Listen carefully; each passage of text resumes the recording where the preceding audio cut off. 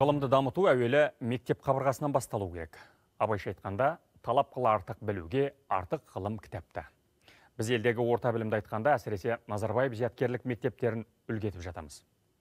Ал біле білсек, ондағы мамандар жалпы білім беретін мектептердегі мұғалімдерді оқытып отырады екен. Сөйтіп, жыл сайын оқушылардың білім деңгейіне сараптама жасалады. Оның қорытындысы оқу ағарту министрлігіне жіберіледі. Жыл сайын зияткерлік мектептерге 23 мыңға жуық оқушы түсуге талпынса, соның тек 2600-і ғана осы оқу ордасының білімгері атанады. Осы тұста зияткерлік мектеп әлгі 2600 оқушының білім деңгейіне терең талдау жасап, оның нәтижесін бұрынғы оқыған мектептеріне жібереді екен. Ал орта мектептер соны негізге ала отырып, білім беру әдістерін жетілдіре түсу керек. Сайып келгенде білім саласы серпін алу үшін сапалы білім мен білікті ұстаз қажет десек, бұл ретте зияткерлік мектептердің жүйесі таптырмас үлгі. Ендеше таңдаулы білім ордасының негізгі ұстанымы қандай? Бұл сұрақтарға әріптесім Сәкен Сейітханұлы жауап іздеп, Назарбаев зияткерлік мектептерінің басқарма төрайымы Күләш Шәмшидиновадан сұхбат алды. Зер салайық. Күләш Ноғатайқызы, уақыт тауып сұхбат беруге келіскен үшін алғыс айтамыз. Әуелі жалпы сұрақтан бастасақ. Біздің елде ең көп өзгеріске ұшырайтын осы білім саласы деп айтсақ болады. Соңғы жылдарда осы салада бірнеше дүркін өзгеріс болды. Жалпы ондай өзгерістер бізге не береді, болмаса не беріп жатыр? Бүгін бізге мульти әлеуетті адамдар керек. Неге олай дейміз?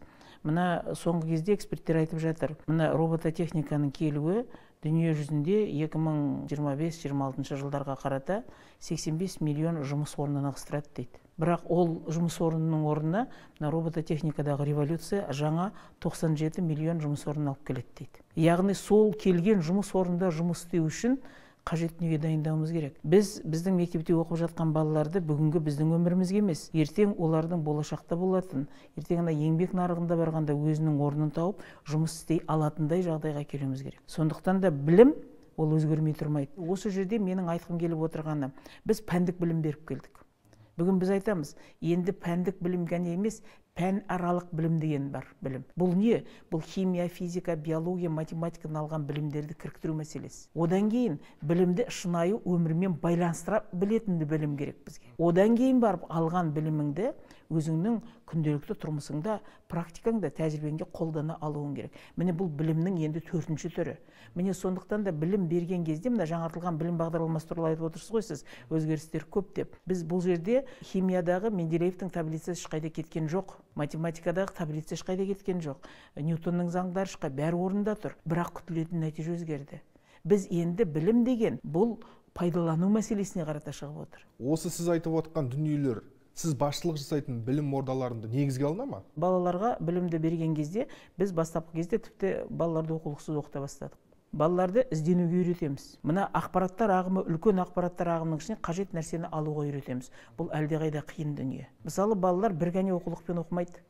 Балалар бірнеше материалдарды қарап отырып, соның ішінен керегін таңдап алады. Міне мәселе осыда жатыр. Екінші мәселе, білімге байланысты, бұл экономикалық болса, Кен Робинсон деген үлкен маманның айтқаны бар. Екі мәселеге байланысты білімнің мазмұны өзгеріп отырады. Бірінші жаңағы экономикалық. Еңбек нарығының технологияға байланысты өзгеруі. Жаңа технологиялар пайда болады да, ол өте жылдам енгізіледі өндіріске. Міне мәселе қайда жатыр. Екіншісі, бұл мәдени қажеттілік. Біз үлкен әлемде өмір сүріп отырмыз. Глобализация дейді. Міне осындай әлемде біздің ұлттық өзіміздің дәстүрімізді, ұлттық тілімізді, өзімізді сақтап қалуымыз керек. Біз мынау генетикалық код дейді ғой. Міне осы генетикалық кодты сақтап қалу керек. Мектептеріңіздің жетістіктері немесе оқушыларыңыздың жетістіктері? Мысалы, мынау Пусанда университет бар, Кореяда. Бізге жылда 10-15 грант береді. Өздері келіп беріп кетеді. Мынау Гонконгта политехникалық университет бар. Ол дүниежүзілік университеттердің рейтингілерінде бірінші ондыққа кіретін университет техника саласы бойынша. Бұлар бізге осы жылдардың ішінде 200-ден артық грант берді. Балаларымыз солардың грантын оқып шығып жатыр. Ол нені білдіреді? Ол деген сөз біздің бағдарламаға сенеді. Яғни біздің бағдарламаның жоғары екенін білдіреді. Мен мысалы Гонконгтағы сол университеттің президенті бізге келді, осында сол кезде кездескенде айтты. Сіздердің балаларыңыз келгелі біздің университеттің рейтингі көтерілді. Сізді көріп отқан көрермендер бар.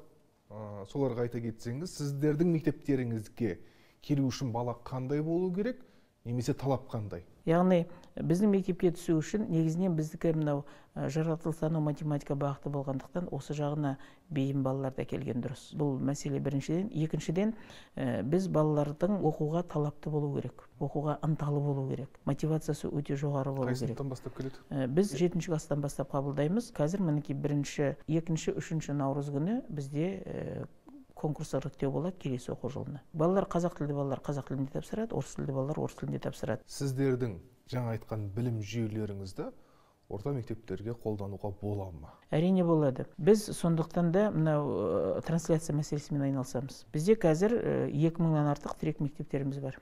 Біз оны тірек мектептер дейміз, жетекші мектептеріміз бар. Сол мектептер бір мектепте, ол жерде біз мысалы мына методика технологияға байланысты тренер дайындадық, бағалау жүйесіне байланысты тренер дайындадық, содан кейін мына сұрақ қою, есептер дайындауға байланысты әрпән бойынша.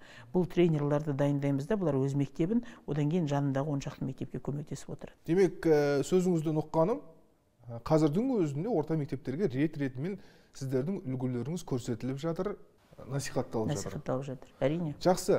Күләш Ноғатайқызы, уақыт тауып сұхбат бергеніңізге алғыс айтамыз. Осы білімді ұрпақ үшін атқарып жатқан еңбектеріңіз қашанда елене берсін. Рахмет.